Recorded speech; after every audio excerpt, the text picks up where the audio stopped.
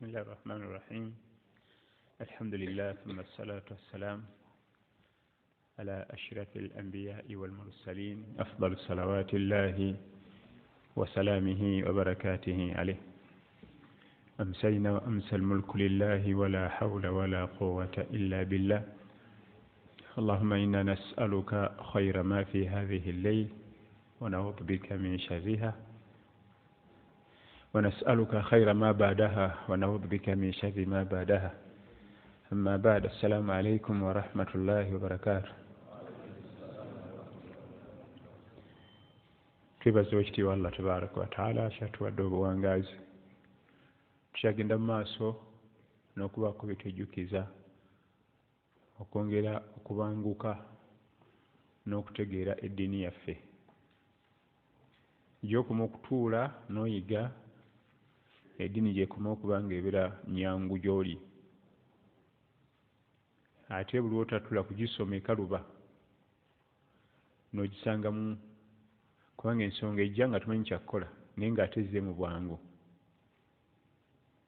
Olwo bannaffe baali mu kyalo ekimu, muvubuka muto yabafaako, yali asula yekka, bagamba nti yali asamba omupiira ne banne, ne wabaawo obuzibu ne bamutomera n'eyabika omutima naye teyamanya.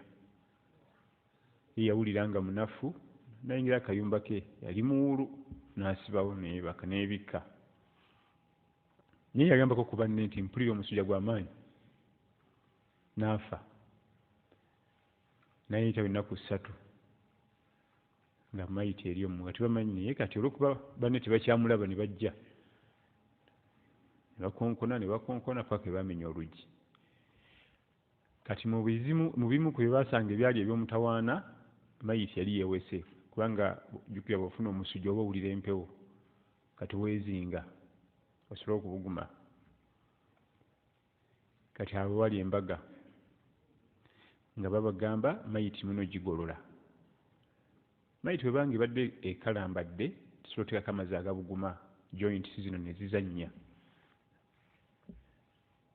ne bigaana, babissaako ne bigaana, ne bava gabuguma ne bagenda kugookya, ne bigaana, ne bava kugookya ne bagenda ku lweje. Kale ate jjukira mayiti yali emaze ennaku nnyingi, kati bayonoona byonoone.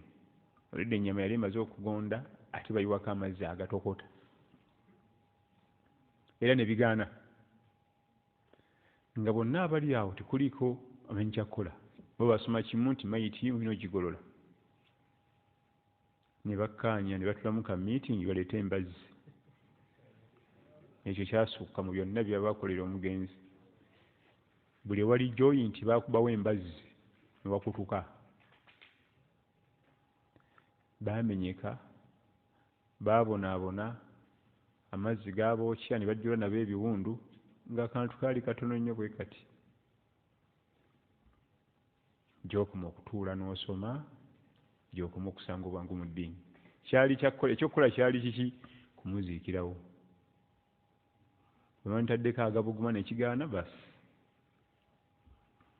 Naye baamenyeka ne mayiti. Olwedde mayiti yali etandise dde okusumulukukamu akasu. Bo baasoma ekintu eki, omufu mulina omugolola. Kyekimu ku bintu by'omutawaana obutatula kusoma ddiini. Ensonga ejja n'ekugejjako nga kati n'omenyeka nga wandibadde tomenyeka. Munnaabo omu yabagamba tukube essimu e Kampala. Mabegako si kati masimu kati gali alhamdulillah. Kyembanyumiza kiri myaka nga 10. Bagamba okuba essimu e Kampala ng'alinawo ku ssimu ku bonna yagiresseko, alina ovugawo akagaali kilometers nga 10, 8 ku 10. Manyiyo kubanga waffe. Addeyo eka gye yakasimu asooka akubewa e Kampala. Nga meeting egangani alinda gwe kilometers 8 okugenda n'okudda mmeka nga tuli ku ekyo. Ekisooka ono talina ssula.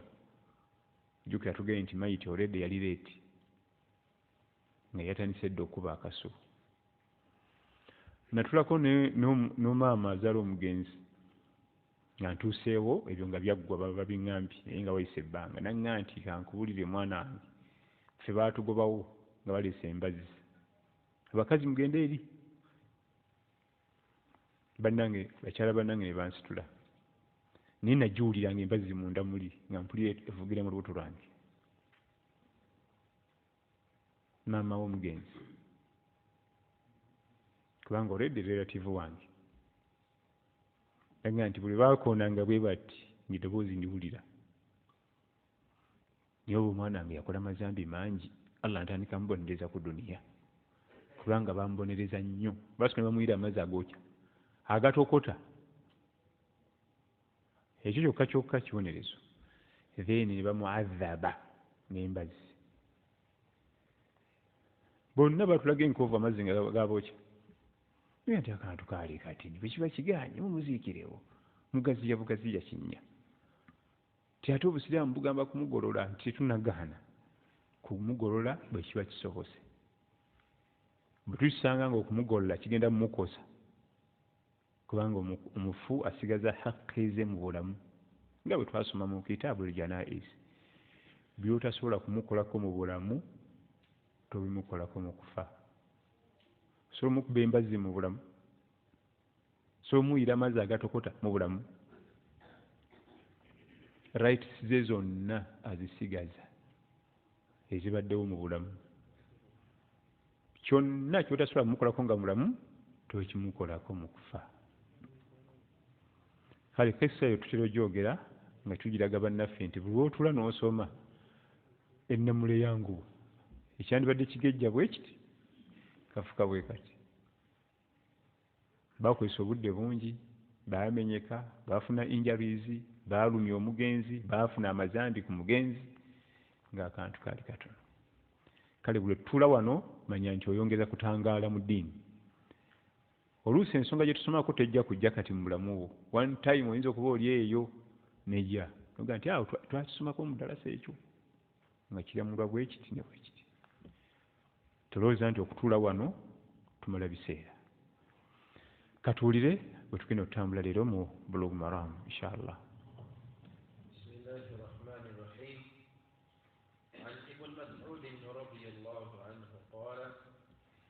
لعن رسول الله صلى الله عليه وسلم المحلل والمحلل له. عبد الله بن مسعود رضي الله عنه قال لعن رسول الله صلى الله عليه وسلم المحلل والمحلل له. عبد الله بن مسعود صحابة مكة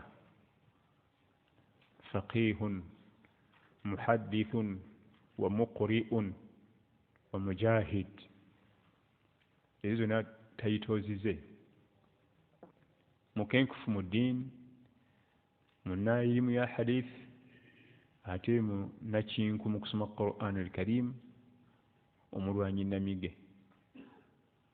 y'omu ku basooka okufuula shahada Abdullahi ibn Mas'ud radiyallahu anhu hajara al-hijratain hijira zombi ensenguka zombi yazirimu eye Habasha ne Madina. Abdullah ibn Abbas Abdullah ibn Mas'ud radiyallahu anhu warda أول من جهر بالقرآن في مكة المكرمة هي سوكرا دلا أقسم القرآن مروات مشوق مكة ابن مسعود بتوغرك رضي الله عنه وارضاه bwekiba mu kwogera leero mu ttiimu ya President Museveni Abdullah ibn Mas'ud aliko 27 eyo ngombi manyikiddwa abali myaka gyange buno bwana obuto tebulina kukitegeera naye bwe tugamba nti oyo omu ku 27 aba wa mutawaana nnyo nnyo oyaggalawo ne supermarket naga mugiggaleyo essaawa zino ne bagiggala waliwo emmotoka zino eziweeka ebituleera nga kiriko mukanga nnyanya wano nnya newaggulu mukimanya ekyo akisanga nga kiyitawo naga eri mugigjeeko mugiteeke wano mpa ebisumuluzo ne bakikolerawo baba nga ali ku 27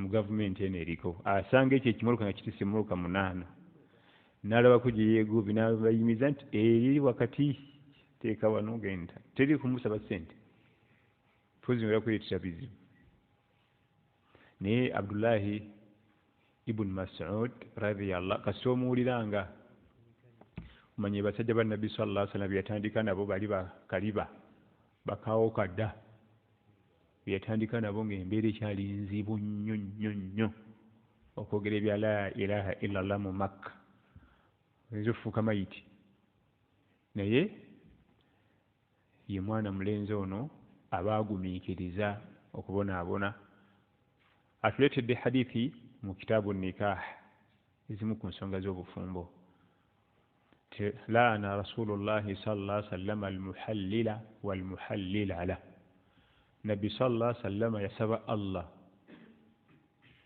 bw'osanga ekigambo nti laana Allah ekyo kitegeeza kirala ne laana rasul nakyo kitegeeza kirala bwe kijja nga kiri laana Allah yakulimira kiba kitegeeza nti Allah yamugoba mu kusaasira kwe omuntu oyo Allah yamugoba mu kusaasira kwe ate bwe kijja nga laana rasul kiba kitegeeza nabbi sallallahu alaihi wasallam asaba Allah nti bano bangobere mu kusaasira kwe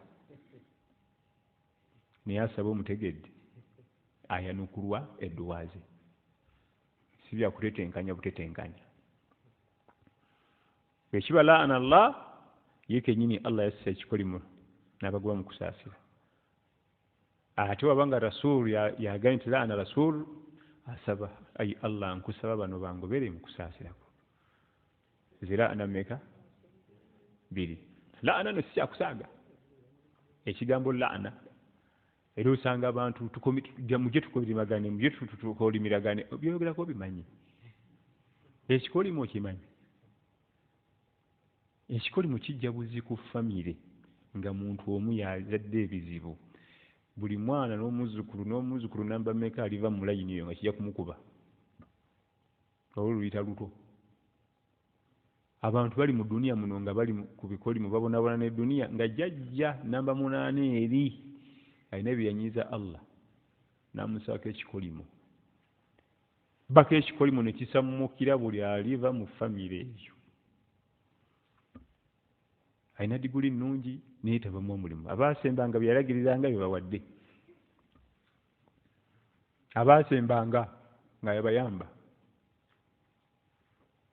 olidde empapula zennungi ez'obuyigirize baba bali abalina empapula batayita bulungi Allah tabaraka tusaasire ya rabbi ekikolimo si kyakusaaga kubanga tulala ne Iblis mal'un shaytan bagikolimira kyekikolimo kyekimu kuboneza ebisembayo okuba ebinene kitegeeza ki nti nkolimire yagobeebwa mu kusaasira kwa Allah teri mukisa waliwo ghadabullah Allah okuba nti yamunyiigira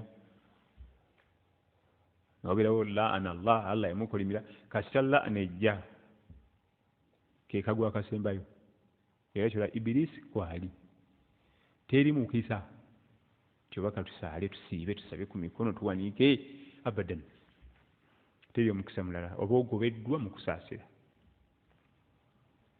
kati mugimu ku miteeko gy'obufumbo bano wammanga baakolimirwa almuhallila walmuhallila la afuula halaali ne gwe bafuula halaali kakati wano mu mateeka g'obusiraamu tujja bisanga mu kitaabu talaq ekitabo ky'okuta omukyala okutegeera ensonga eno ya muhallila ne muhallila la singa ota omukyala talaka 3 aba afuuse haramu okuba nti omuddira singa talaka zigwayo mmeka ebimu ku bintu ebitategeerekeka era oli akubuuza talaka 3 kati bibiki nkutadde eyemu kutadde ezo 2 kutadde ezo 3 awo mba takyanzikizwa kumuddira si kyekyo singa omwami afuna obutakkanya n'omukyala namugamba nkutadde twawukane era kati yiddayo etandise myezi 3 ne batambula jjukira nti omuntu omuntu omwenda alina amagezi atali muguwa ddalu wadde muno wanyiiga naye ne wayita wiiki 2 3 4 mwezi gumu kitundu omutima gukyuka nga nti wayi omuntu ono kamuddiremu n'omusonyiwa etugamba egi ne mutambula emyaka ng'esatu ena ng'ofuna butambula ne wajja wagwawo ebiguddewo oga wallahi mukyala nkutadde era yidde etandise yetambula etabulaga nti wayi mukyala wange alaga wakamuddire ezeezi ffe buli gyosazaamu tugikola ki tugibala kati awo ey'okusatu oba tukkiriza kumuddira kyobola Allah aga nti at-talaaqu marrataani talaka za mirundi emeka kikyategeeza mu emirundi ebiri zokkirizibwa omuddira ey'okusatu okkirizibwa era kyobola ey'okusatu temusula na wamu lw'okimugaa nti nkutadde temuddayo kusula mwenna mu nnyumba egi esooka n'eyokuli musigala musula mu nnyumba emu kubanga mukkirizibwa okwerivayizinga ne musootinga ebintu byamu ne muddingana naye ey'okusatu teri temusula mwenna kuba si mukyalawo ey'okusatu era singa omwafa ku babiri temwesikira si mukyalawo si balo ey'okusatu kiba tekikyakakatana ku mwami kumuyambaza namuliisa namujjanjaba abikola nga muntu wa bulijjo nga bw'osanga omuntu ku geeti awo ng'ofuluma naga sina kyakulya n'omwayo ttaano ey'okusatu ya mutawaana ezimu ku nsonga mwirimu muno ezitabula abantu nga tebitegeerekeka ye talaka kubanga naffe kenyini abo walimu tetubitegeeranga kati tufe abatali bawalimu tukole ki talaka ebyobusika emali y'obusika kubanga ate yo mulimu fractions nyingi leeta zaka ogattako zaka olwo ne gujja bagira ebyo byatulema okutegeera naye kyenjagadde mu bino nti talaka ey'okumeka Allah aga nti aya gyetandikira فإن طلقها فلا تحل له من بعد حتى تنكح زوجا غيره kasita omuntu ogwokusatu taddayo kuba halaali gy'oli mpaka ng'afumbiddwako ewalala eyo gy'afumbiddwa naye n'atwazatwazayo ne bigaana nabo ne bamutaa kati n'olyoka oddamu n'okkirizibwa kati abawarabu tebabanga basajja bangu kyebakolanga okimanyi ng'ajjawa mukyala we talaka nga ziggwayo esatu ziwedde esatu kyakkirizibwa ng'agenda wa Semayiri nga muganjagala w'omukyala wange naye tomukwatako omumpoowere omusasula mahare bw'omala ate omute nga bakola ddiiru tuli ffenna nga nayo bamuwa ne ssente ebyabanga ddiiru yennyini emuwa ssente ng'amuwoowa tamukwata naga nti ate nkutadde ogwo tamuhallil afuula ono halaali okuddira oli mukolimire kiba tamuhallil kiba muhalaali kubanga oli mukyala aba amaze okufuuka haraamu okufumbirwa ono katonda ataddamu n'abanga amuwowa n'addamu afuuke halaali okufumbirwa ono ekiri haraamu ono kyekiruwa ekyo okubaawo mulayini nga yaddiiri timumpoowereko asobole okuba nga asobola omuddira naye singa omwami naye amugwako hafisa we n'amwewowera ne bagenda ne babeera mu hanemuuni na biki byonna olwo n'alaba nga tajja musoba n'amuta ate ekyo kiri halaali naye muhallil ne muhallala baba mu ddiiru timumpoowereko bumala omute esobole okumuddira abalabu tebabanga basajja bakusaaga babanga basajja bakongo etteeka bwe lyajjanga balinoonya engeri gye bagenda odyepenamu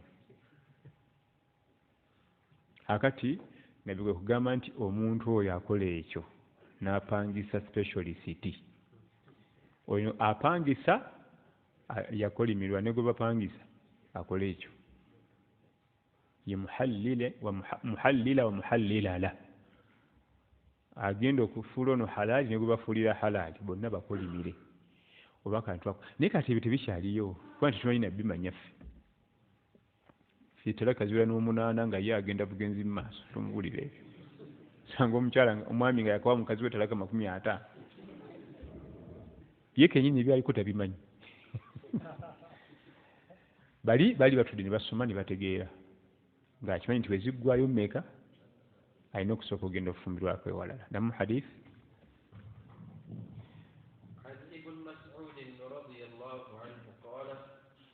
لعن رسول الله صلى الله والمحلل له muhallala lahu yapangisa muhallila gwe wapangisiza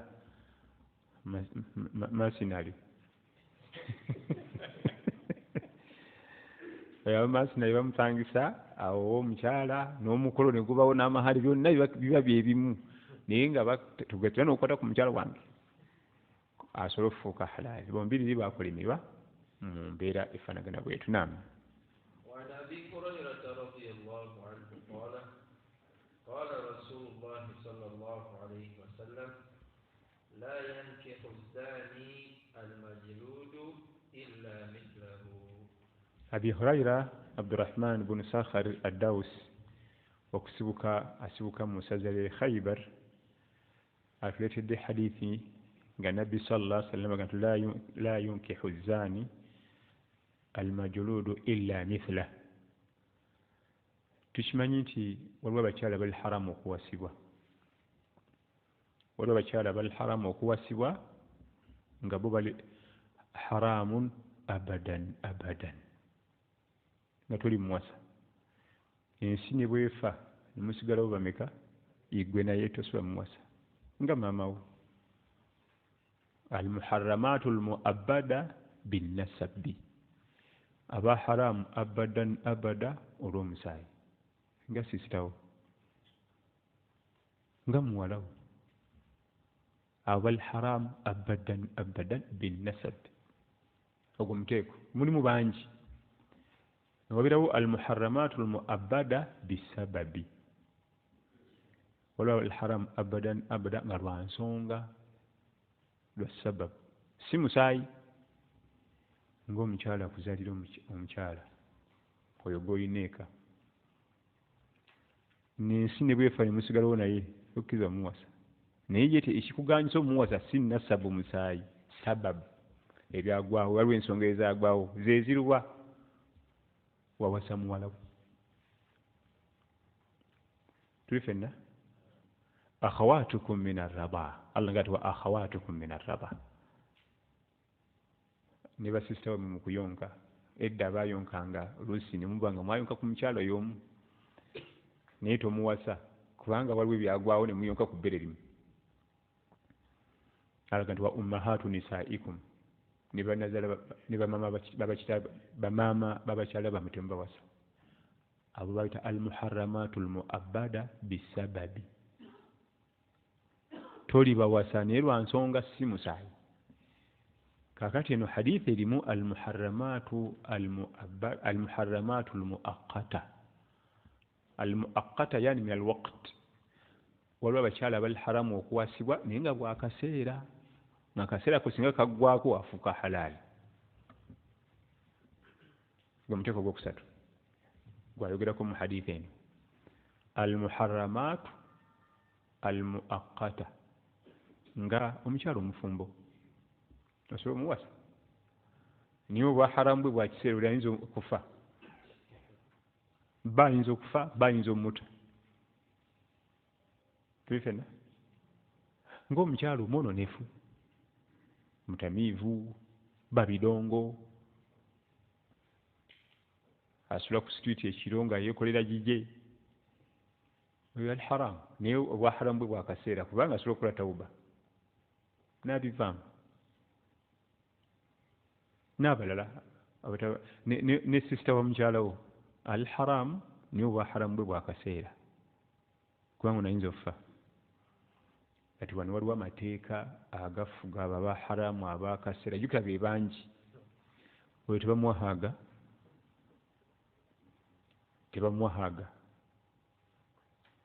oyo tebamukwata mu ngalo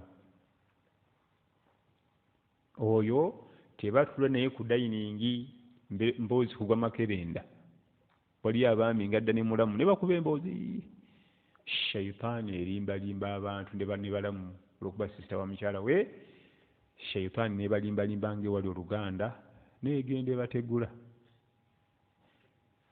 era shaitaani abantu bekyasinza okutegula beebo kubanga esooka ne basiga akazigo wano ne basemberegana mbu waliwo oluganda kubanga mu luganda bamuyita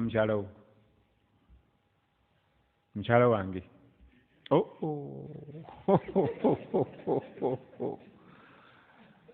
kumba yereetera ebizibu. Era ye Nabbi sallallahu alaihi wasallam bambuza ku mulamu mu hadithi ya Abi Mas'ud, Nabbi sallallahu alaihi wasallam ati iyyakum wadukhula ala nisa فقام رجل من الأنصار فقال يا رسول الله أرأيت الحم قال الحم الموت. Bannange mbewaza kuyingira kutulatula n'abakyala kunyumya nabo nakibuwa n'omukyala wali mukyala wano mujja kuseerera sheitaani gy'abategula.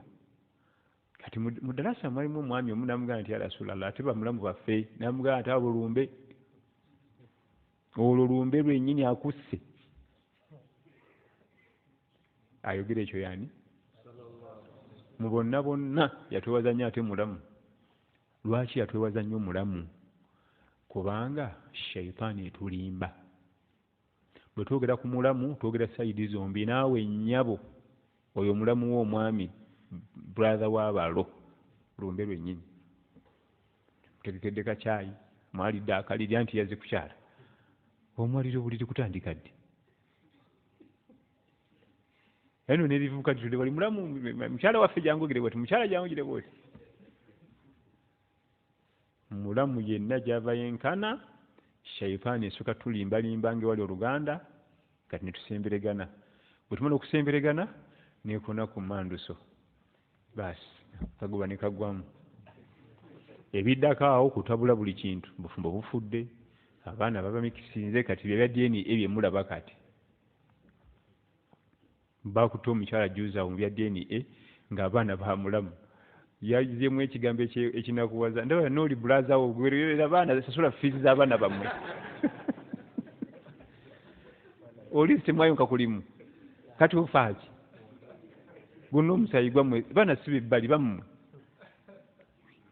Mukyala kye ekigambo kye yawaddeyo, abaana bammwe saabazadde ebbali. Kati munnenyaki kubanga era abaana ba brother bo obusasulira fiizi obagulira endagala sibaguba kati okaya naki wekyanga mulamu nziramu. Almuharramatu almuabbada bisababi ne almuharramatu almuabbada binnasab. Aba haramu olubeerera olw'ensonga n'aba haramu olubeerera olw'omusaayi abo baba wahaga n'engalo ne ku dining mutula ne mukuba emboozi. Naye abamu akkata nga bakaseera kiri haramu. Nga mu bonna bwe tusinga okusinkana ennyo ye mulamu. Tukiisaako amaaso. Okola ki ne mulamu wo ku dining table? Oba yazze kukyala gwe genda mu bedroom yaliire ku dining. Enkolaganayo naye si byetannonya bwe tusanisa okulaba. Abakadde bali batya? Basi nguvaawo.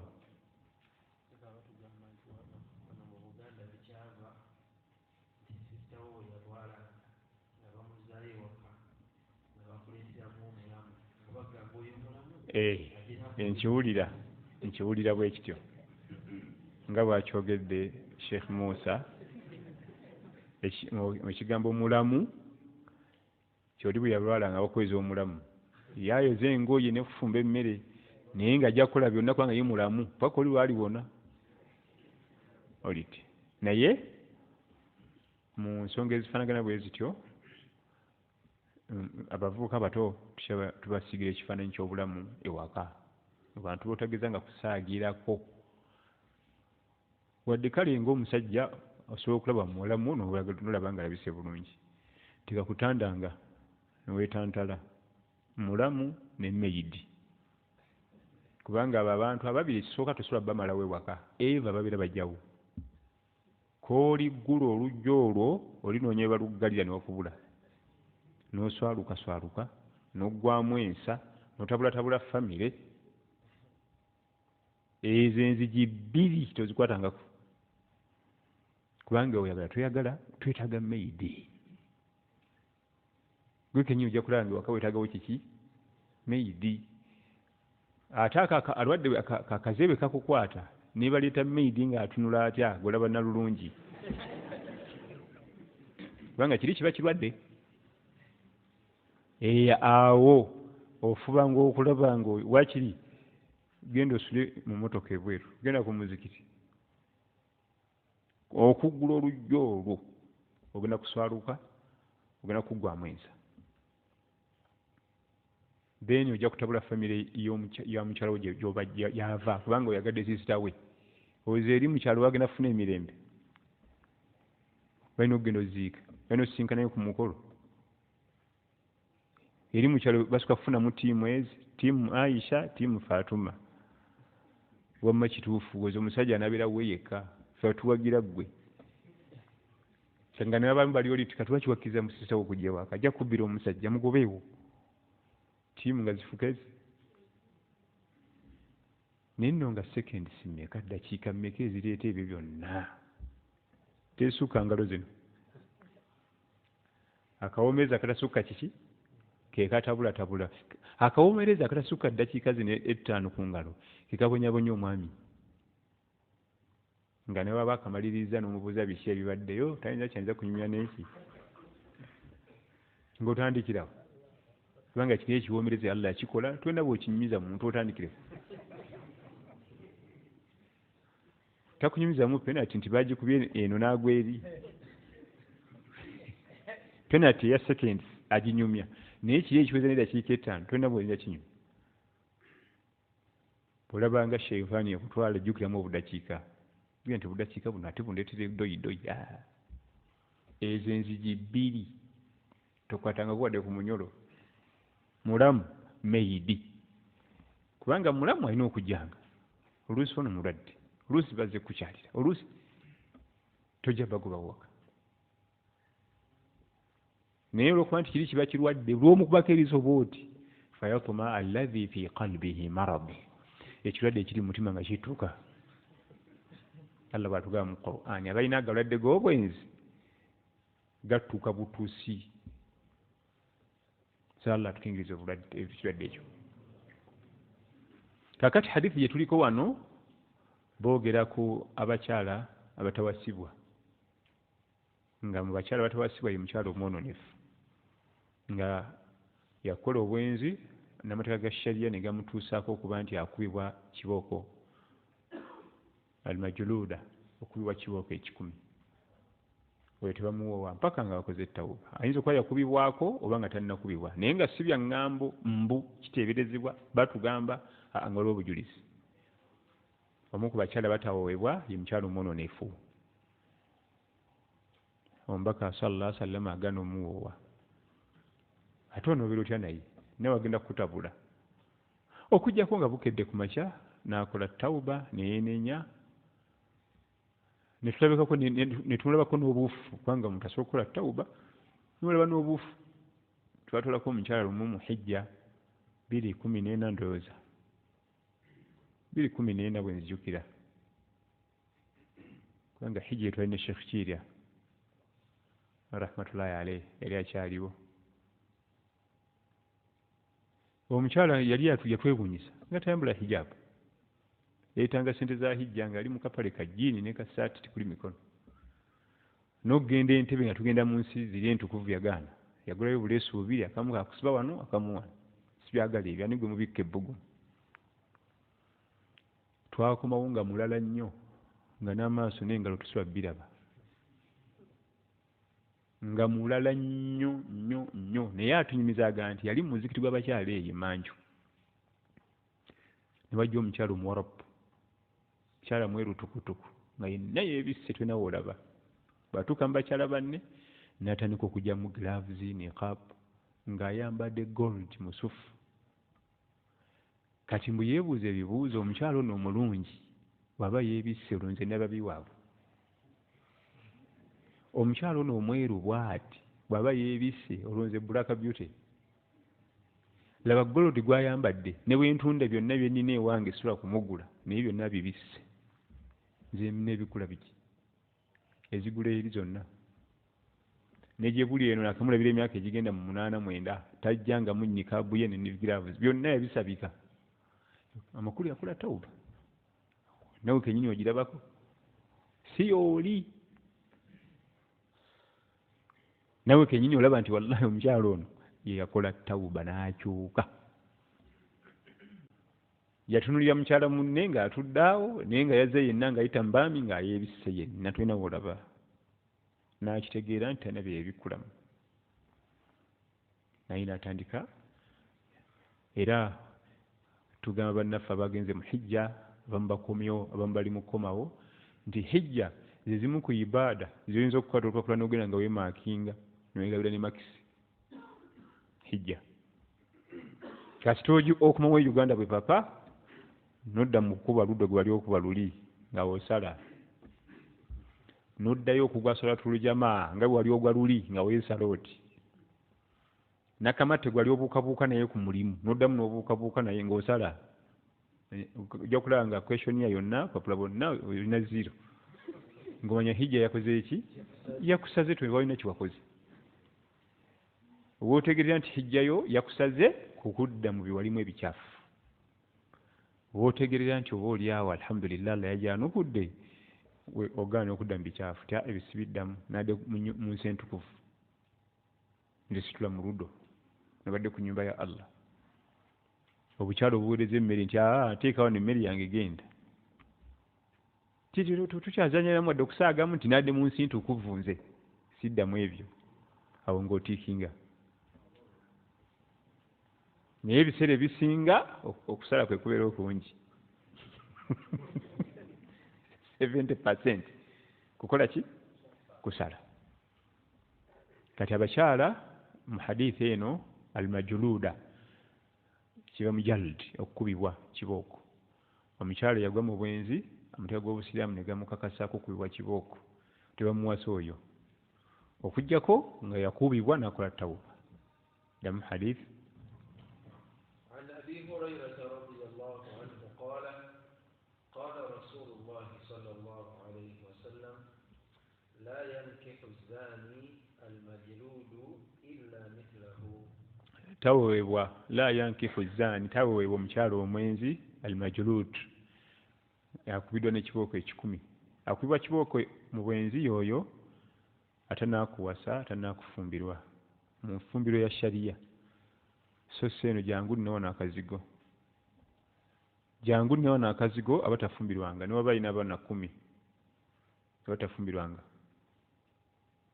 nina akazigo wano mulimu n'obusefuliya n'akasigiri jangu gira omufumbira ne bazaala abaana 10 tafumbirwanga era takuba na kibooko takuba na mayinja wewa kibooko naye kasita bamuwowa mu mpowe ya sharia khalas yayitibwa omufumbo ataweebwangako mu mateeka ga sharia mpozi nga tasoma diini ya nabi Muhammad sallallahu alaihi wasallam naye wabanga asoma ya nabi Muhammad sallallahu alaihi wasallam kazeeyuke bamuzalire n'abazuukulu tafumbirwangako tawasangako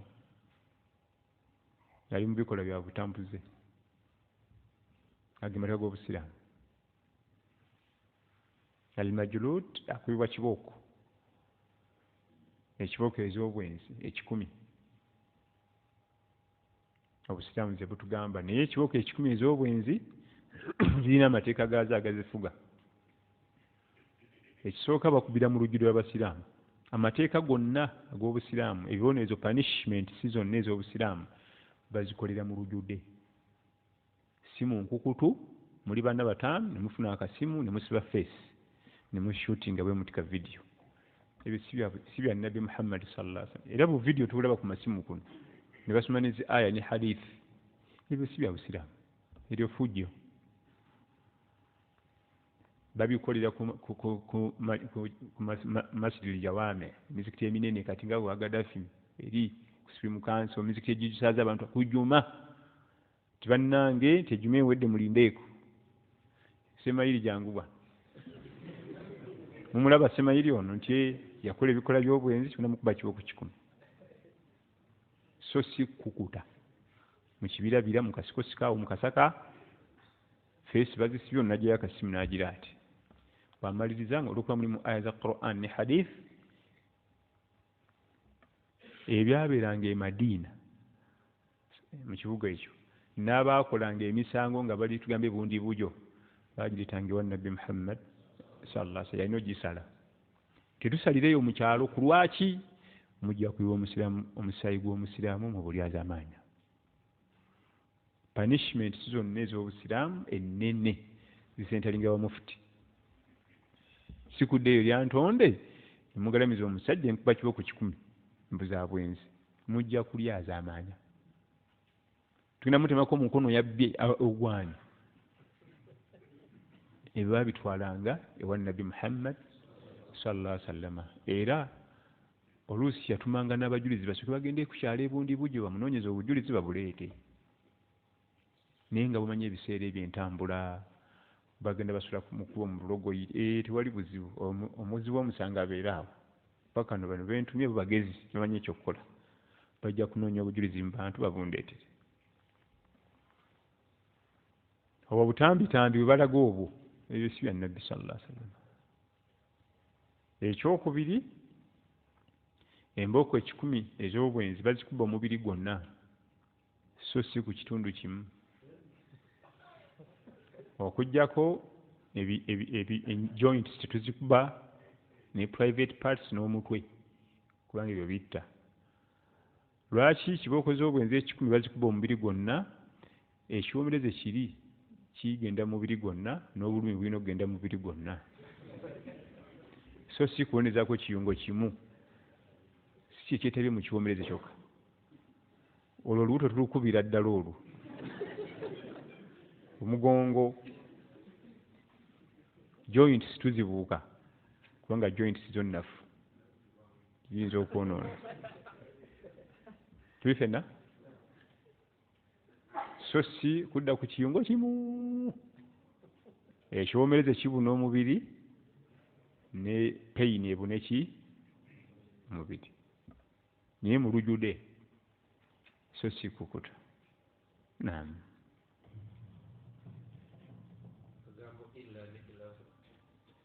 Illa mithlahu. Okujjako abamufaanana era nga Allah agamba nti azzaani la yankihu illa zaani. Azzaani la yankihu illa zaaniya. Naye wano yali ategeezaamu nti omwenzi tayinza kukola bwenzi okujjako ku mwenzi munne. Ekigambo nika mu aya nti kitegeeza kuwoowa. Azzaani la yankihu illa zaaniya. Omwenzi tayinza kukola bikola bya bwenzi okujjako nga gwali naye muki. So si nika okuwoowa kuno kwaffe asi yali ategeeza. Awo mushirika jjukira nti ebintu by'obwenzi n'ebya shiriki bitambula wamu. Abantu abakozi b'obwenzi tebava mu bya shiriki. Waba mufumbo nga mwenzi aba alina okukolera nnyo ebya shiriki baleme mumanya oba omukyala leme mulaba. Naye Allah agamba nti wa hurrima dhalika ala almu'minin. Byonna ebyo biri haramu kubakkiriza okukola obwenzi okukola shiriki. Mu aya eno ategeezaamu bwenzi. Kati wano muhadith agamba nti illa bimithli.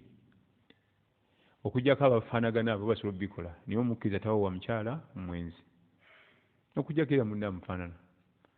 Era kirabise nnyo bagenda bagamba banaffe abato nti oyinza otya okubeeraawo nga tosinkananga ku mwami ng'oli mbeerera, omwami ajja kuza oli musiru tolina magezi. Ku lwaki? Kubanga ye omwami mwenzi already senior player mu kisaawe, kati bwagwa ku junior biba tebitambula. So ng'ekyo kikyamu. Naye agenda atwale ba senior banne nabo gye bali babawoowa. Ekituufu kwe kuba nti omuvubuka omuntu agenda okuwoowa nga naye ali ku zero.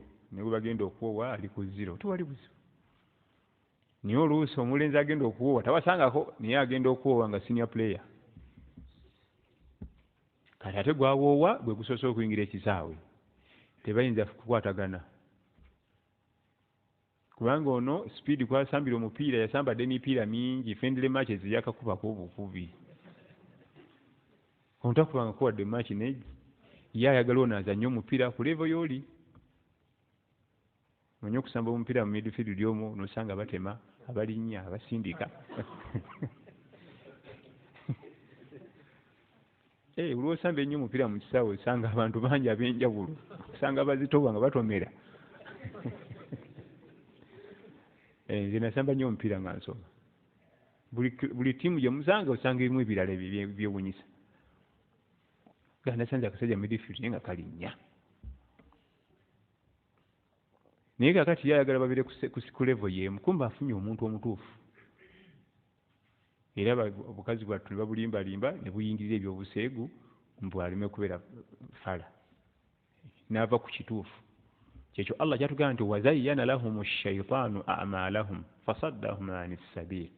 Shaytaani bwetu bwewundawunda ebintu ebifu n'ebirabisa nga bye bituufu. Kijja kitya okuba ng'oli bw'otyo?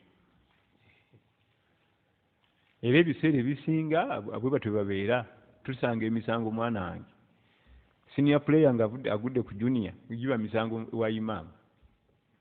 So bombi nga bonna gwe gusoose okuyingira ekisaawe tebasobola kuleeta misango, babenkana. Kale noono mwami asomye ku ddiini awasizza omukyala muto aba amanyi ekyokukola. Amanya nti omukyala ono nja mulindamu ogende mpola mpola ng'ayiga okusamba omupiira mu kisaawe. Naye oli bagenda kumuzzaayo waabwe talina kyangasa, tategeeramu wadde n'akantu naako. Abadde mu history, notisi za history, abadde mu geography, akati baabo bakola nnyo sciences, omulesi mu system ndala yabitegedde. Mu kifo ky'okwebaza Allah tufunye muyaaye alaba nti shaytaani emulaga nti si mutuufu. Naam. وعن عائشة رضي الله عنها قالت طلق رجل امرأته ثلاثة فتزوجها رجل ثم طلقها قبل أن تدخل بها فأراد زوجها الأول أن يتزوجها فسئل رسول الله صلى الله عليه وسلم عن ذلك فقال لا حتى يذوق الآخر من عسيلتها ما ذاق الأول. حديث لمقصة إذا حديث لمصحبة أبو رفاعي القرشي رضي الله عنه. القرظي أبو رفاعي القرظي بارك الله فيك. yafuna obutakkaanya n'omukyala n'amuta. Omukyala n'agenda n'afumbira walala, n'afuna omwami omulala eyamuwoowa. Omwami omulala eyamuwoowa ate bo ne bafuna mangu obutakkaanya, n'ayagala ave yaddeyo omwami we yasooka. Naye nga kissa etuufu kiri nti eno Abu Rifa al-Qurabi yali mwami nga mulungi nnyo mu kisaawe, naye nga administration ne management si nnungi, naye nga mu kisaawe omupiira gutambula bulungi. Kati omukyala n'assuka complaininga, amuaccusinga, n'abamuta. N'afuna omwami omulala. Kati ate agenda otuuka omwami omulala nga management nnungi, naye ng'ekisaawe tebasobola kusamba mupiira. N'agamba nti wakiri nzirayo eri. Management nnungi nnyo, administration yonna nnungi, naye mu kisaawe tetusambanga ku mupiira n'olunaku n'olwo. Kanzirayo eri, sijja kubeera ku benchi. Nigwa okuba benchi. Ne babuuza Nabbi sallallahu alaihi wasallam, Nabbi n'agaana nti la hatta yadhuuqu min usailataha, tekikkirizibwa mpaka ng'eno ow'omwami ow'okubiri yakuwooye amaze okubanga naye anu usayiri kiva mu asali. Asali mumanyi? Nabbi sallallahu alaihi wasallama yalinga tayagala kumukkola, yakozesa ekigambo mubisi, mpaka nga n'omwami ono naye atuteeko ku mubisi ogwo n'agunuunako, awo ojja kukkirizibwa okuddayo. Naye nga talinakomba ku mubisi ogwo tokkirizibwa. Nabbi sallallahu alaihi wasallama ekiwoomereza ekibeera wakati w'abafumbo ababiri yakiyita asaali, yakigeraageranya n'omubisi gw'enjuki. Usayiri tasghiri. Tasghiri simanyi oba mu Luganda kyekiki ne mu Luzungu ffe tugamba nti ekitabo akatabo. Bwe kaba katini bakayita akatabo, tasghiri, ekitabo, eyo origini y'ekigambo. Kati usayiri kiva mu asali, mpaka ng'akombye kabisi takkirizibwa kuva wa mwami ono okuddayo yasooka. Naye kisa eraga nti omukyalo ono agenda otutuuka ew'omwami owokubiri nga mu kisaawe tebasobolerako ddala. Hatta omwami omukyalo oyo yagenda ewa Nabbi n'amugamba nti ya Rasulallah, yagenda mu maaso ga Nabbi sallallahu alaihi wasallam n'amugamba nti gwe gy'oŋŋamba simbusivaayo, nakwata ku jiribaabu ye ti olaba jiribaabu yange eno bweti katuŋŋamba otya nti ya Rasulallah nsigala ekyo. Tuli ffenna yakwata ku jiribaabu. Era mu hadithi eyo mulaga nti abakyala baatwalanga ensonga zaabwe ez'obufumbo wa Nabbi sallallahu alaihi wasallam mpaka eza bedroom munda eri. Era mu bimu ebyobulabe waliyo abaami abakambwe nga mukambwe muzibu nnyo eri omukyala talina gy'ayinza kuddukira mu bannaddiini kwekubira nduulu. Era nga nti kati genda imaamu yabakuwasa nzo tyo okusaasaanya ensonga z'obufumbo zeza bedroom tebazisaasaanya swaza mu bannaddiini tekuba kuswaza. Okujjako mu saaluuni, mu takisi, owa booda booda, naye waba agenzewa mukugu wa irimu si kwe kuswaza kubanga baaziritangiwa Nabbi sallallahu alaihi wasallam teyebayombesa. Yandibagenda nti mwogera biki ebyo? Omukyala yaleeta ensonga ziti ya Rasulallah, omwami gw'oŋŋamba ono owokubiri gye nti nzisinza kubeerayo nzirayo oli ewasooka kubanga alinga hadabatu thawb, nga okulebera kwe ng'olugoye we lulebera bwe luti etunga mutya nti zimba mbeera ekyo. Nabbi yamugamba nti nedda, wadde ali bw'ato one time ayinza okufunamu olungubanguba.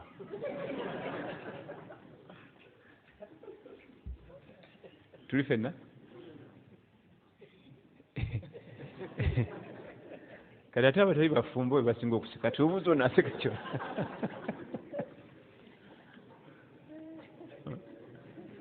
Tewali mufumbo n'omwasese, abatali bafa enseko. Kati mu hadithi zino tujja tulaba embeera z'abasahaba ezabalingamu ate nga bwe bulamu bwe tulimu leero. Ne Nabbi sallallahu alaihi wasallam yabaanukulanga ekiwomereze ekiri wakati w'abafumbo ababiri. Nabbi yakigeraageranya n'asaali sallallahu alaihi wasallam, ye bw'atyo yakigeraageranya nakyo. Era yeewalanga nnyo okumokkola ebintu nga abireetera mu ngero nga takubawo gagambo. Nga ku mulembe guno sanga omuvubuka ali ku mimba yasoma kutuba ku Lwokutaano naye nga kyakola abantu abantu bagenda okuva mu kutuba nga tebala kutunula ku baana baabwe bazze nabo nga bawemudde bonna, so nga asobola okutuusa message eyo nga talina kyawemudde. Buli osabika ebigambo ebyo abagenda okutegeera be bannannyini message, abataategeere message tebakwatako. Tuli ffenna abagenda okutegeera n'oba obisabisa otya bannannyini message bagitegeera. Abatategedde ne bategeeramu nti kusamba mupiira mu kyenda wali mu kisaawe midfield naki, manya nti message tebakwatako. Bo bagende neyo gye bategeddemu nti ategeeza mu sooka mu kisaawe. Bannyini message bo bagikukunulayo ne bagisse watuufu. Kubanga buli wobeera mu masjid, mu darusu, mu semina, mubaamu bali below age. Mubaamu abantu abaana bazze ne bakyata baabwe ne bamama baabwe. Nga message eyo bakola bubi obwongo. Kati ekyola ye Nabbi sallallahu alaihi wasallam yamanya nga abantu bayogereramu. N'akozesa ekigambo osayiri nga kiva mu asal nga ategeezamu ekiwomereza ekyo ekibeera wakati w'abantu ababiri nga basisinkanye. Damu hadith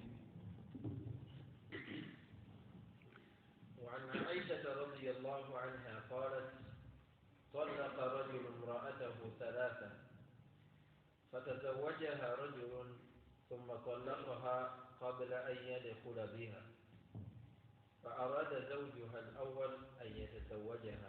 حديث إنه إدى يكري محلل ومحللة. اسمين دواتشو موانس ويكتابو الشيخ yazizanyi saneri eri yasose yadde design nenga egoberere ya muhallila ni muhallila la awowa aslofulo li halal. Naam. فسئل رسول الله صلى الله عليه وسلم. Barakallahu fikum wa jazakumullahu khair. Kyo kutandikira wichejja dakika esigadde tukozesemu ebibuuzo.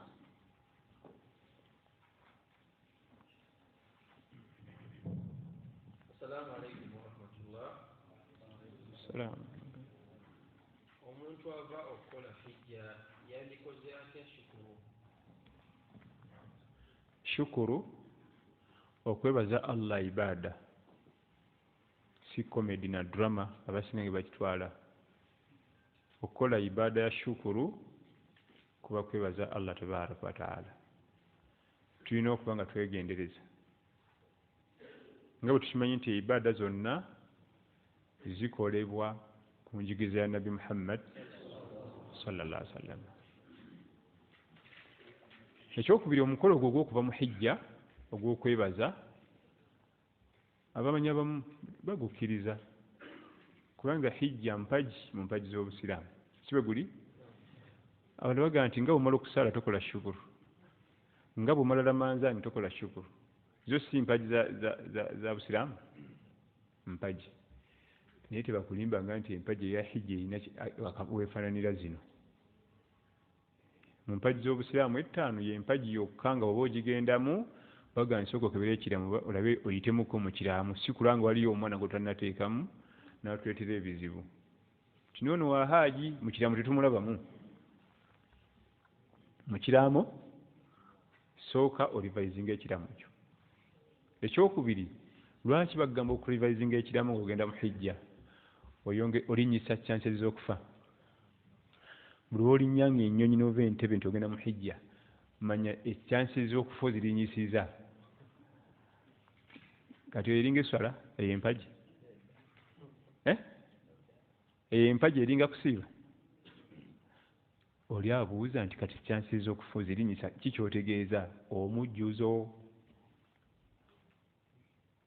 Emakka mwerinnya mwekka ne mwemalawo nga tewali na bakonye nabo. Kiba kita stampede. Nali njirabyeko. Ekyasinze okuyiwa omutawaana mu byafaayo bya hijja 2015. Abantu basoba mu 500 bafiira mu dakiika 3. Stampede.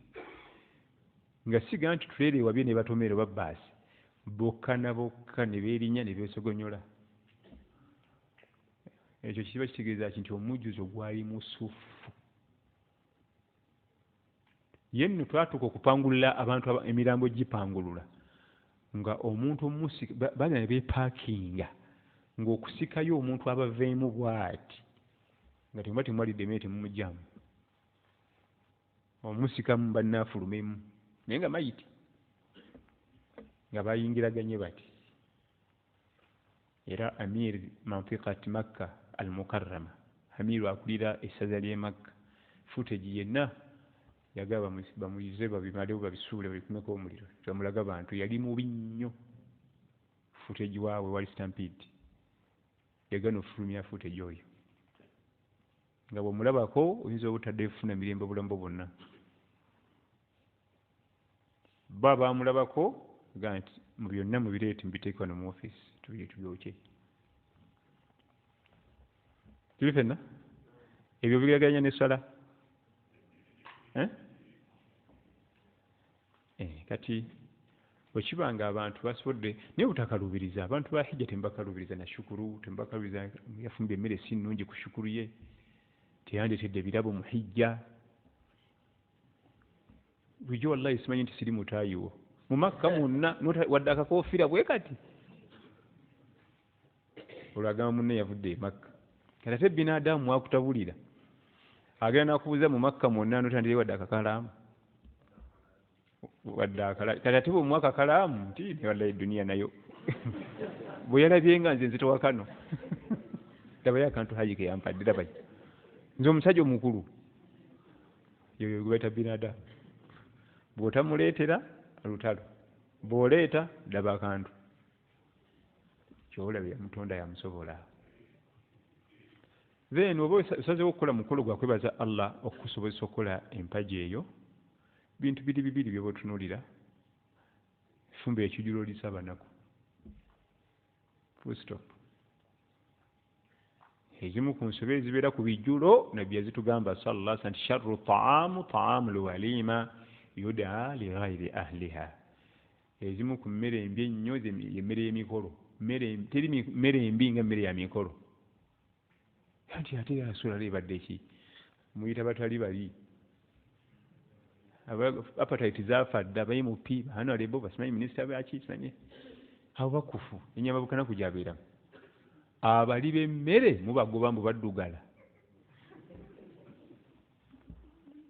kati ayagala okukola shukuru bwe noonya baddugala oliwe mu lujja era omukolo gwo percentage 80% abaddugala balinga bagenda ogw'eddalu ne batatuukayo ate abo we batya abo kasi tabajjula mu lujja manya omukolo guggumidde kati omukolo gw'obusiraamu guggumira baddugala byonna nno oba tuwasa oba tufumbiza oba gwakuyingira nnyumba oba gwakwebaza bwe kasi twoleeta percentage ennene nga bakyafukyafu lwaki abo tebayiwa mmere abo baba ne appetite bano bambasada byakutakutadde byonnyini byebafumbye ku mukolo ebyabeeramu eka si bwe guli bakutadde banoonya naddagala lya appetite lyababula omunaku appetite ng'ebula eragawa omunaku ebana squared teriyo munaku ayiwa mmere bw'alya neegaanirawo ajja kugipaakinga tulabako ku bantu ng'emmere ayiwa omuceere mu nsawo y'ekkooti nga talina waagiteeka mmere yange tesigala ku mukolo wano naddayo ndi ogifuna mu nsawo y'ekkooti wano mulaba haja okutambula ekkooti ezimbagana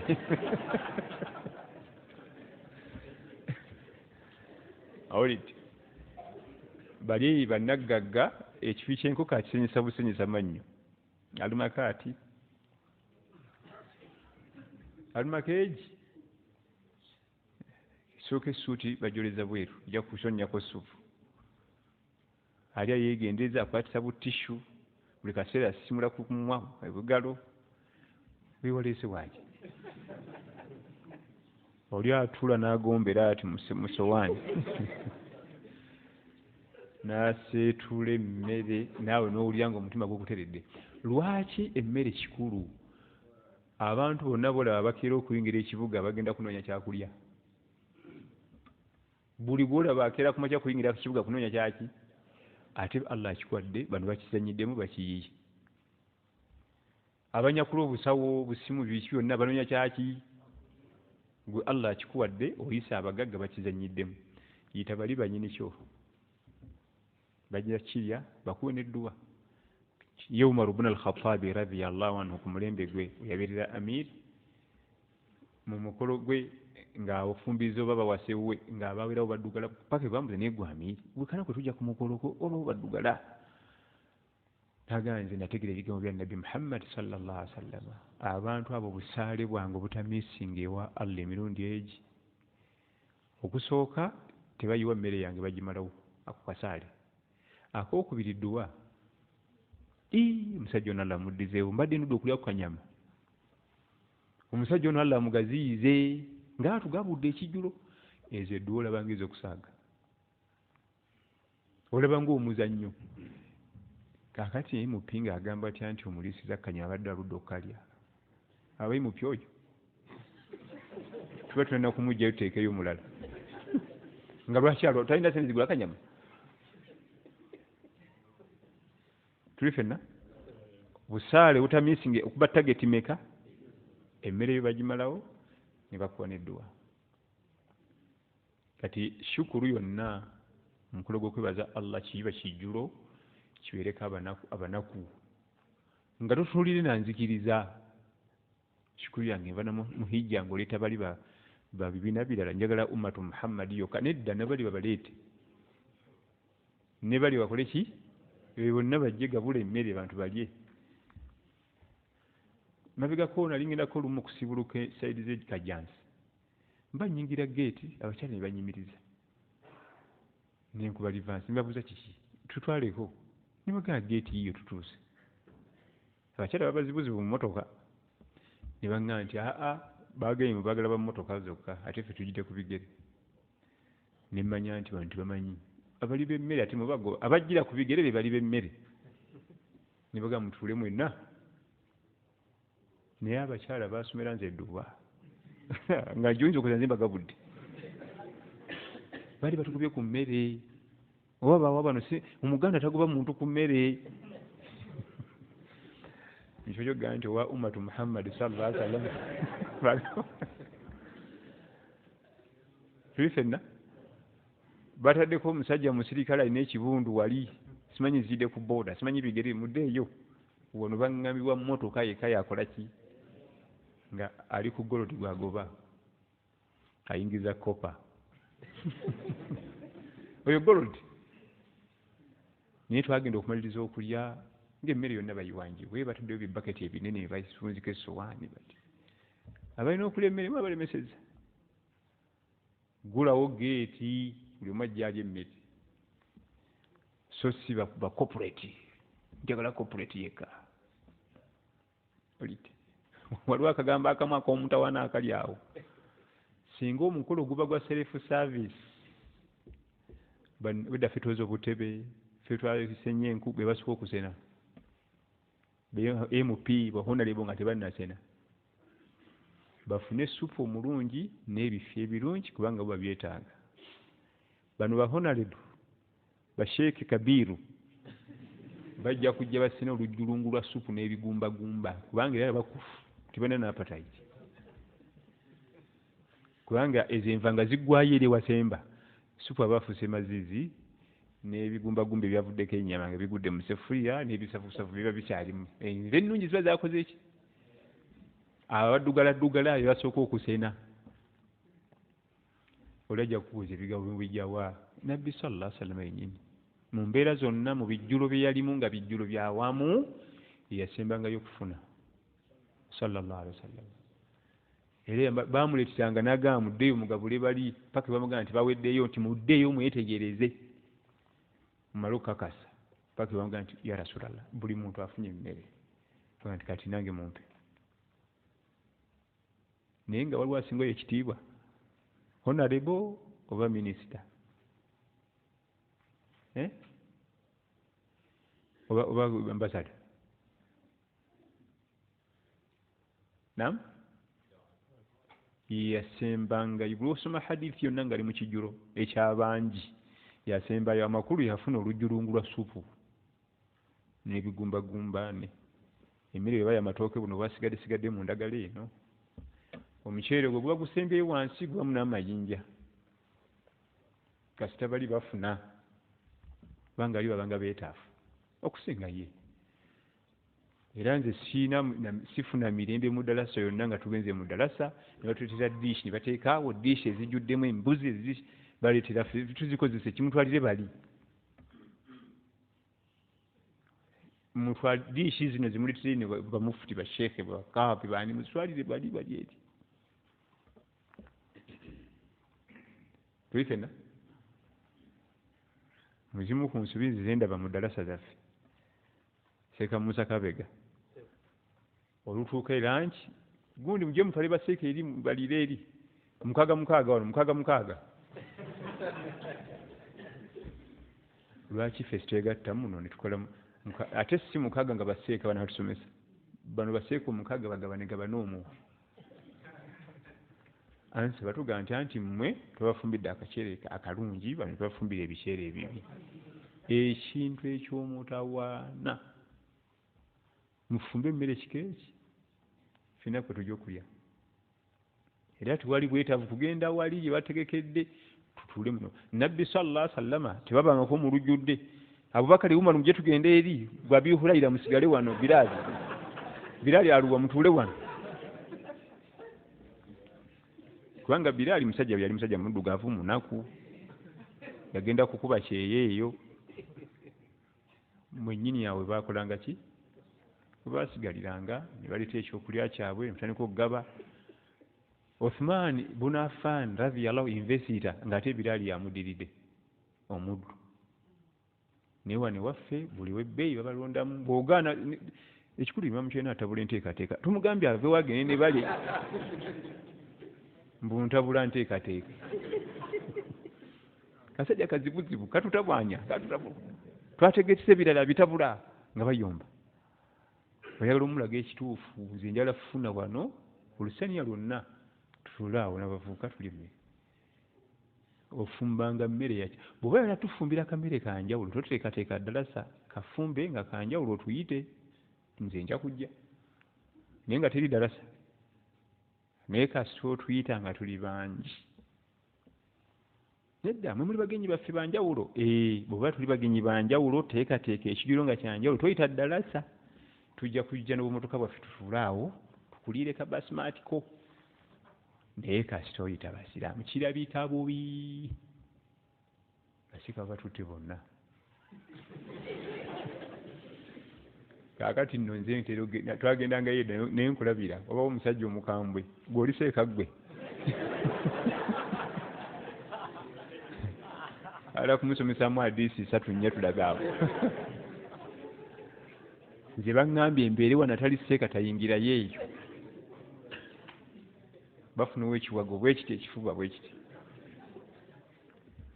ekyo khilaafu asharia kyawukana n'enjigiriza tufumbe emmere yemu oba twaliko omudalusi emu nga tumaliriza nembaga nti eyo gimugaa tugende tuli eri bagiwe ku swaani zino fena tutule bwana ne bakitegeera ne bagikimayo ne bagyongera ku nsiniya zino ne tuwulya emmere yaffe ddalasa negenda mu maaso khalaasa kimala titwali bwetavu kwawula kuteeka eno kuteekera wabarakallahu fikum wajazakumullahu khair. Assalamu alaikum warahmatullahi wabarakatuh.